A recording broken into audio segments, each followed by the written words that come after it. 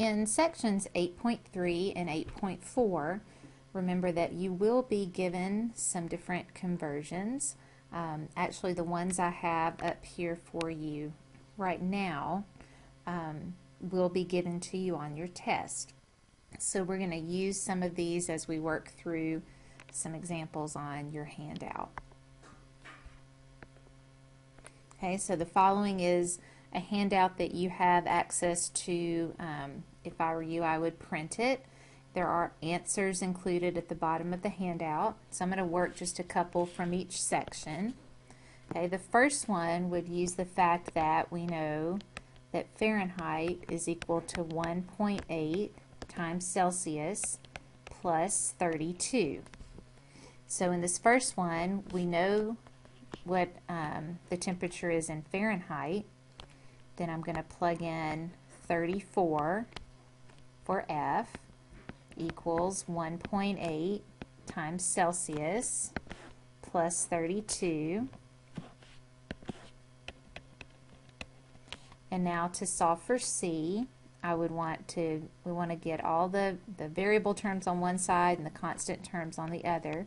So I'm going to subtract 32 from both sides, which would leave me with 2 is equal to 1.8 times Celsius. And then to get C by itself, we would divide both sides by 1.8. So then 2 divided by 1.8 is going to give you 1.11. We'll round, this says to the nearest hundredth, so this would round to 1.11. And my answer here would be 1.11 degrees Celsius. So I'm going to use that same formula here in number 7. Still F equals 1.8 times C plus 32. But this time I'm given the temperature in Celsius, so I'm going to plug in for C.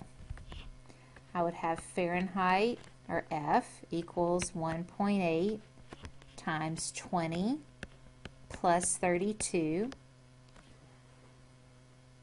So then 1.8 times 20 would be 36 plus 32 gives me 68, so 68 degrees Fahrenheit. Okay, and let's look down now at number 12. 12, we're converting now between customary and metric lengths.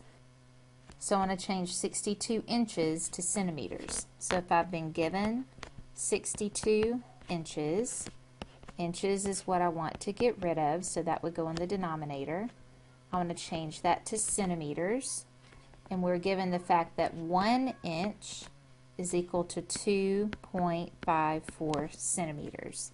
So when I multiply that, the inches would cancel out. This is like a fraction of 62 inches over 1. And then I would multiply across. So as I multiply 62 times 2.54, I would get 157.48. And you see how centimeters is what's left. The inches canceled out.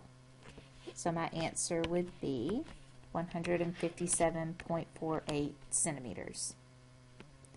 We can do the same thing here. 3 inches is equal to how many feet?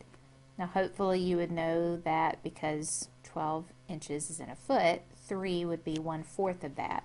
But using that same dimensional analysis, we'd say that 3 inches times the unit fraction.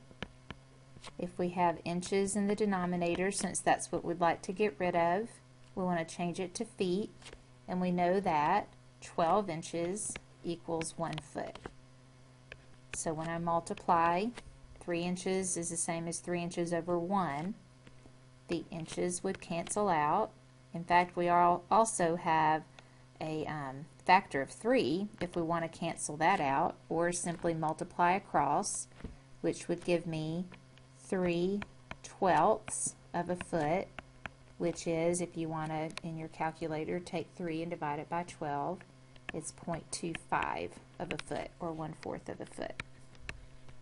but since we've been asked to round to hundredths, we'll keep that in decimal form. Now we're going to convert the following measurements using these given conversions. So let's change 16 quarts to gallons. So if I look over here, I do have that 1 gallon is equal to 4 quarts. So 16 quarts. If quarts is what I want to get rid of, it's what I've been given, but I want to change it to gallons. Then 1 gallon is equal to 4 quarts.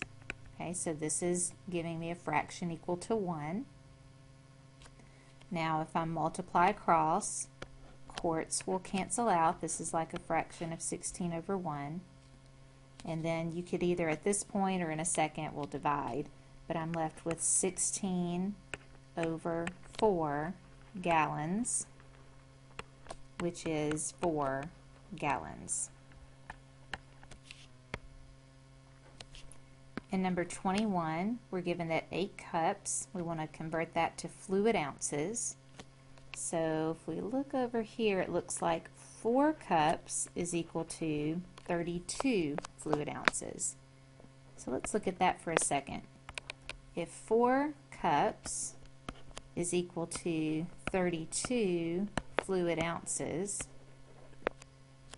then we could also use the fraction. We could cancel a 4 out from the numerator and denominator, which would mean that 1 cup is equal to 8 fluid ounces. And now using that, let's come back to our problem. We want to change 8 cups to fluid ounces. So we'd want cups in the denominator, fluid ounces in the numerator. We just found that, and you can either use the 4 and 32 or the 1 and the 8, but cups would be in the denominator. 1 cup is equal to 8 fluid ounces. So cups would cancel out and leave me with 64 fluid ounces.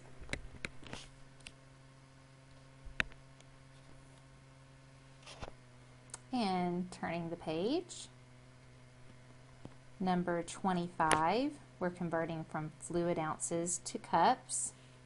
Now on the previous problem, we found that 1 cup was the same as 8 fluid ounces. And so I'm going to use that unit fraction. 12 fluid ounces is equal to how many cups? So if we're given fluid ounces, when I multiply that fraction by 1, we would want 8 fluid ounces in the denominator and 1 cup in the numerator. The fluid ounces would cancel. I would end up there with 12/8 of a cup. You can do that in your calculator or simplify by canceling out a factor of 4, but we will end up with 1.5 cups.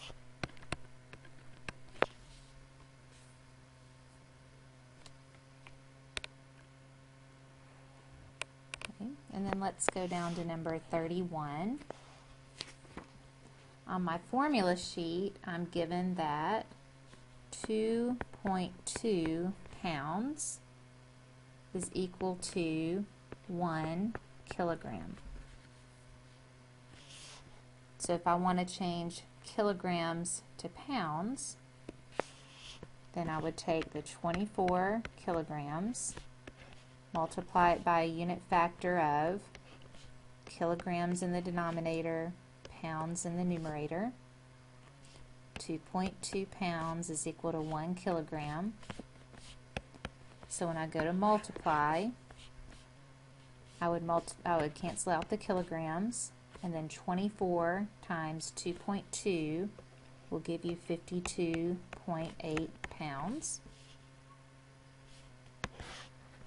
Let's go on to number 36. 36 is tablespoons to milliliters, and we're given that 2 tablespoons is equal to 30 milliliters. So 5 tablespoons Tablespoons in the denominator is what we want to get rid of. We want to end up with milliliters. So the unit fraction would give me 30 milliliters in the numerator, 2 tablespoons in the denominator. You're welcome to simplify that if you want to at this point, or we could multiply across because we do know that 30 over 2 is 15.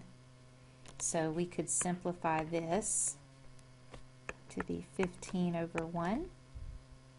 The tablespoons would cancel out, and 5 times 15 would be 75 milliliters.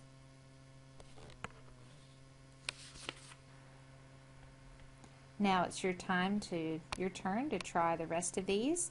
The answers are given on the last page of the handout. This is not something that you'll turn in, but it's definitely great practice for you when test time comes around.